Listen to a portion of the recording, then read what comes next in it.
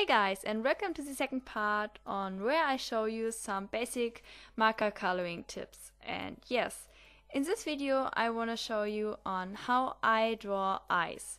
So on how I color eyes, and in this case I draw red eyes for this character. And yes, as you can see, here are the markers I will use for this piece, and these are R02, R22, R05, then YR07, R46, and then at last RV69. Depending on the eye color, you can use every color you want to. But then yes, I also use C1 and C5 for the shadows on the eye, and you will see that later on. But now, let's get started. First, I color nearly the whole eye with my R02 and only leave out the downer parts of the eye. And that's really important because of the later progress on how I color eyes. So I'll go on with the colorless blender 0 over the lightest color, which is in my case R02, and blend in the color completely so that it's really light and really soft, and that the downer parts of the pupil are really light. Keep sure that the base color will stay wet, and then add a layer of R22 and then just sketch in the form of the pupil a little bit just down in the eye and add some base shadows. After that, grab an even darker color and define those sketches a little bit more, so just keep sure that the half circle that defines the pupil is even more visible, and then I add some little streaks right next to the pupil.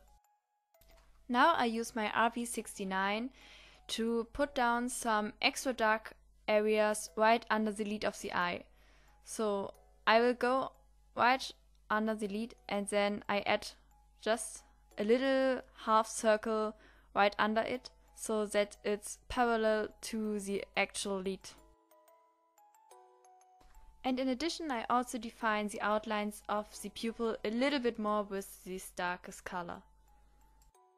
Now the base is set, and I just add some more color to the pupil to make it more spectacular. And yes, therefore I use R46 and then blend in the RV69 down to the streaks that I put just right next to the pupil, and then I also connect the darkest area right under the lid with the half circle to make sure that there's really a round pupil. But be sure that there's still some area left out in the middle of the pupil. And I did the exact same thing with the YR07. Unfortunately, the next step isn't that visible because my hand is in the way of the camera, but now I just put down a little spot with the colorless blender right in the middle of the pupil, so that it's even more lighter. So now the red part is done, and now the white areas of the eyes are left, and I will just put some shadows with my C1 marker right under the lid and just a little bit at the edges of the eye. When placing them, I mostly orientate myself on where I put down the dark shadows in the pupils, and after that I go on again with my RV69 into these shadows and just refine them a little bit so that they stand out a little bit more and that it's more visible that this part of the eyeball is really under the lid.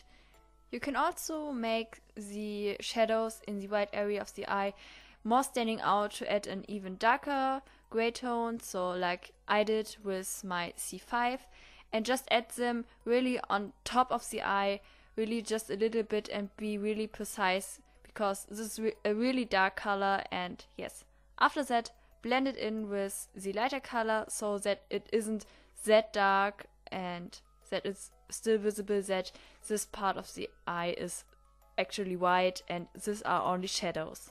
So don't color the whole area with your light gray tone and just add it over the old layer of your gray.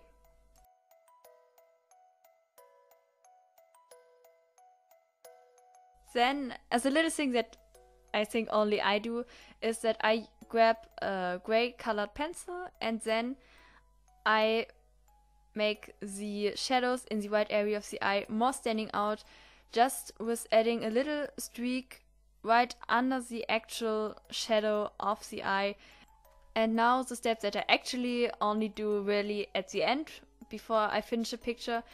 Now I will do it now because yes, it's part of drawing the eye. I add with a white gel pen some highlights on top of the eye. Of course you can add them on whatever point in the eye you like, so you also have to watch on from where's the light coming, and then just make a little spot or two right into the eye so that it's a little bit shiny. Yeah, and that's it.